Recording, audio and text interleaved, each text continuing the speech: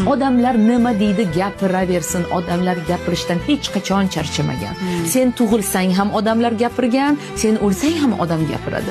Tug'ilganingda agar falonchining xotini tug'ibdi, qiz tug'ibdi deb agar gapirgan bo'lsa, o'lganingda falonchini xotini o'libdi yoki pismadonchini onasi o'libdi deb ham gapiradi. Va gapirish hech qachon tugamaydi. Biz odamlarni gapirishini yoki odamlarni og'ziga qarab ish tutishni yoki odamlarni og'ziga xo'jayinlik qilishni bas qilishimiz kerak. Va mana shu yerda o'zimizga men ruxsat beryapman. Insonlar men haqimda nimaga o'ylasa o'ylasin, men bunga ruxsat beraman, roziman va menga bu bilan ishim yo'q. Men mana shu yerda mana shu holatni kontrol qila olmayman, nazorat qila olmayman, bu holatni to'xtata olmayman.